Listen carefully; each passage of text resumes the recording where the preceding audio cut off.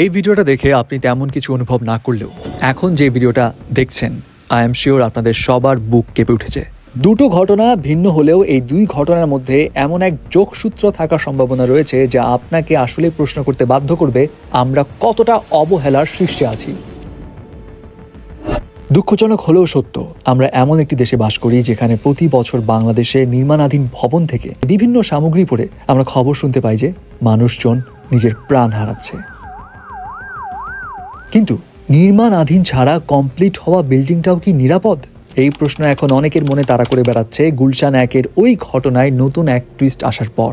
আমরা 22 জানুয়ারিতে ঘটে যাওয়া এই ঘটনায় শুরু থেকে সোশ্যাল মিডিয়ার বিভিন্ন জায়গায় কি শুনেছিলাম, এই রডটি পড়েছে কনকর্ডের উপর থেকে এবং এটাকেই আমরা অনেকেই সত্য হিসেবে মেনে নিয়েছিলাম, কারণ কনকর্ড নির্মাণাধীন বিল্ডিং, সো পূর্ব অভিজ্ঞতা অনুযায়ী এমনটা হওয়া স্বাভাবিক। যদিও কনকর্ডের যেই বিল্ডিংয়ের পাশে ঘটনাটা ঘটেছে সেই বিল্ডিংয়ে যথেষ্ট পরিমাণ সেফটির বিষয় ছিল, বাট তারপরেও সন্দেহের যোগ তো ওইখানেই, এটা তো নির্মাণাধীন।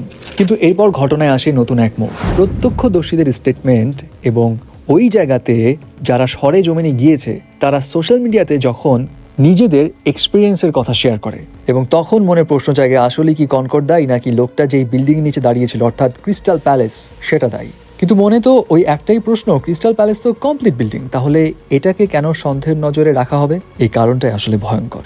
দেখুন, সোশ্যাল মিডিয়ার পোস্টগুলোতে যারা সরেজমিনে ঘটনাস্থলে গিয়েছে তাদের ভাষ্যমতে রড কোথা থেকে পড়েছে সেটা সব থেকে প্র্যাকটিক্যাল ব্যাখ্যা হতে পারে যে জিনিসটা সবাই মিস করে গেছে সেটার উপর বেস করে। ভিকটিম যেখানে দাঁড়িয়েছিল সেখান থেকে কনকর্ড প্রজেক্টের দূরত্ব 40 ফুটের মতো হলেও ভিকটিমের কাছেই 2 ফুট দূরে আরেকটা বিল্ডিং ছিল যার নাম ক্রিস্টাল প্যালেস।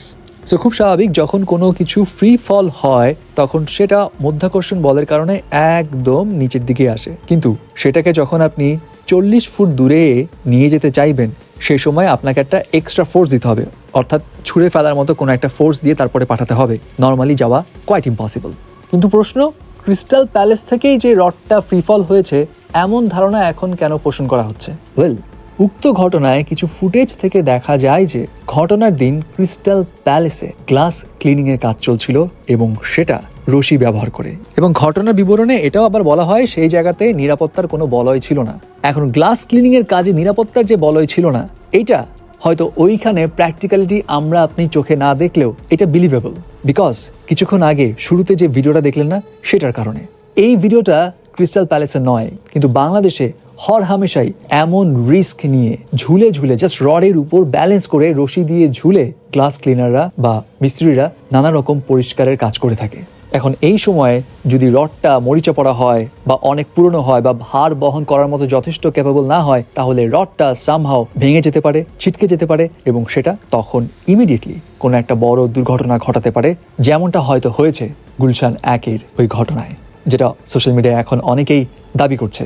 যাই হোক, দিন শেষে এখন একটাই চাওয়া, অবহেলার কারণে এভাবে যেন কারো প্রাণ না যায় এবং অবহেলাকারীও যাতে ঠিকঠাক মতো ধরা পড়ে এবং শাস্তি পায়। এমন না হয়ে যায় আবার অবহেলা করে একজন পার পেয়ে গেল, অথচ যে ঠিকঠাক মতো সবকিছু ব্যালেন্স করে কাজ করছিল সেই পরবর্তীতে আটকে গেল। এবং ঢাকা শহরে এরকম সেফটি ছাড়া অসংখ্য বিল্ডিংয়ে যে সমস্ত কাজ চলে সেগুলোর আসলে সঠিক ইন্সপেকশন খুব জরুরি।